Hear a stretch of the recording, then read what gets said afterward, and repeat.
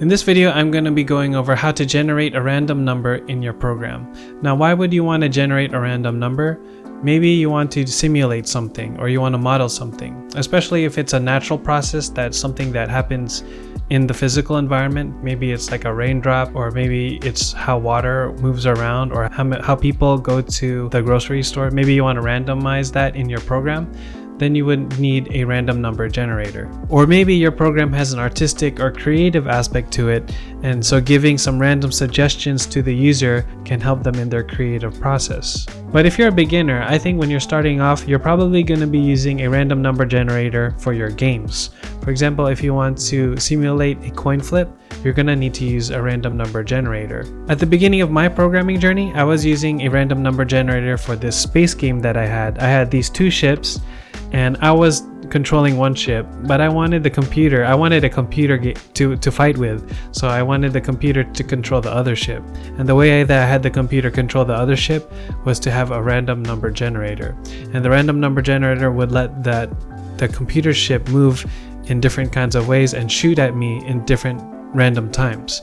So that's how I first used a random number generator in my program. Nowadays, in my personal programs, I use random number generators for utility purposes. For example, I would use it when I'm studying, and then I would use a random number generator for my study cards, and then it would give me a random card from that card set. By the way, if you're in the early stages of your programming journey, I've got a special gift for you. It's called my 30-day beginner coding challenge. And it's a guide that will take you from no coding experience to building your first 4 projects. And the best part is it's free. It's a free gift to you. In this coding challenge, I guide you in 30 days to build 4 programming projects, and I give you some tutorials that are in C.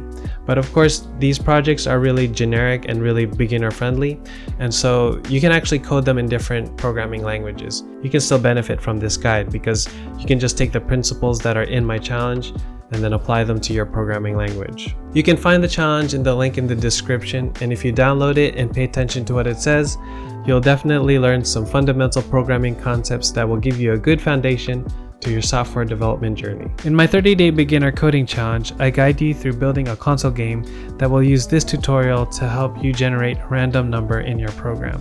So let's get started. I'll also be going over how to generate random strings, so be sure to stay to the end. Okay, so this is in Visual Studio Code, and I'll be coding in C.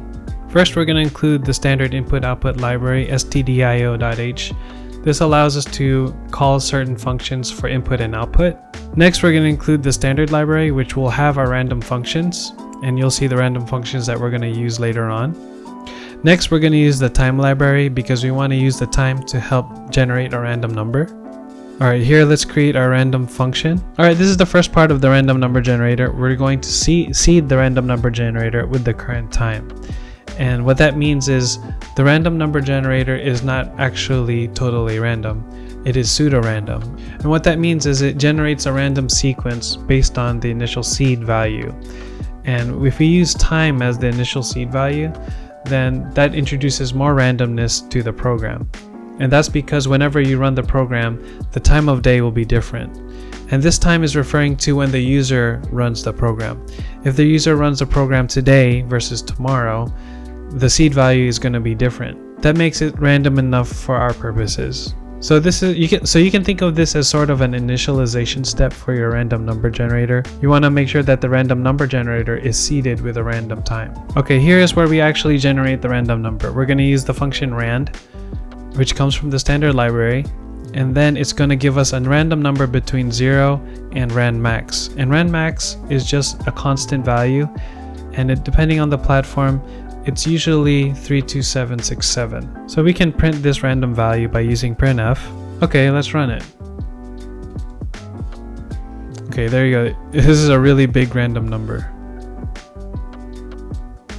Okay, so you can see that I ran it multiple times, and every time I ran it, it gave me a different number. And obviously, rand max is not that small. It's actually much larger. Okay, these values are too high for our purposes. We really need to have this random number generator to give us a number within a certain range. And let's pretend that we're doing heads or tails. So we need to generate a random number between 0 and 1. So in order to do that, we need to use the modulo operation. Okay, we can use 2. because if rand gives us a 0, it will be 0. If it gives us a 1, it's going to be 1. And if it gives us a 2, then 2 modulo 2 is going to be 0. So it's always going to give us 0 and 1. Okay, 0, 0, 1, 0, 0, 1. Alright, so that kind of simulates a heads or tails flip, where 0 is heads and then 1 is tails.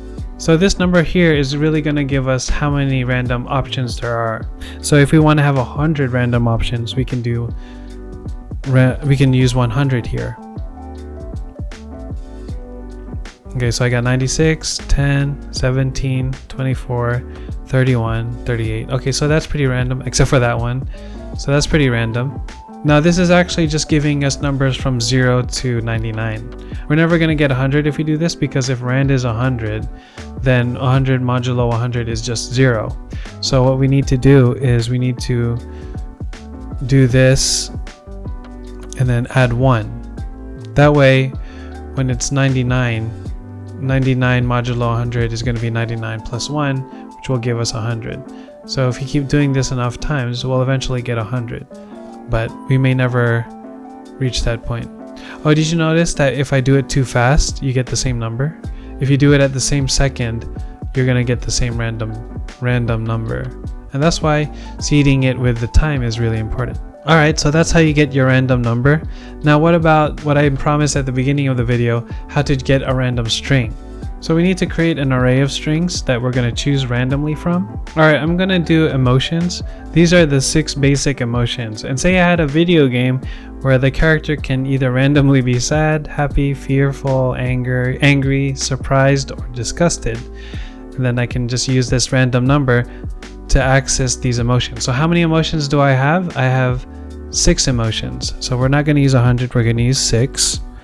And then we want to generate a random number between 0 and 5, because this is the 0th index, then there's the first, second, third, fourth, fifth index. So we need to generate a number between 0 and 5. So we need to remove this 1, and I think this is good enough. Alright, so I have my random number generator. It's going to give me a number from 0 to 5. Then I'm going to access one of these random words, and then I'm going to get my random emotion. So let's try it. Let's see which random emotion we get. Alright, happiness, yeah! Okay, let's try it again. Oh, sad. Let's do it again. Surprise, whoa! Oh, fear. Okay, I'm not gonna do the rest of them, but you get the point. So see, you can actually use random number generator to generate a random set of strings. And I know these are not random strings, these are intentionally thought through, but you get the idea. It gives you it randomly gives you one of these strings, is what I should say. Alright, so I hope this tutorial was clear for you and give you some ideas on how you can start using a random number generator in your programs. Alright, like I mentioned earlier, if you're just starting off in your programming journey and you don't know where to start, you can download my 30-day beginner coding challenge. And it's a 30-day guide where I teach you how to build those 4 beginner programming projects. It's really beginner friendly, and I go step by step on how to build each one and then go through the tutorials that you need to build each one. So download that in the link in the description. Alright, thanks for watching this video. Let me know what program you're trying to build with this random number generator. And if you have any other questions, feel free to let me know in the comments section and I'll be sure to answer you there. And I'll see you in the next one. Peace.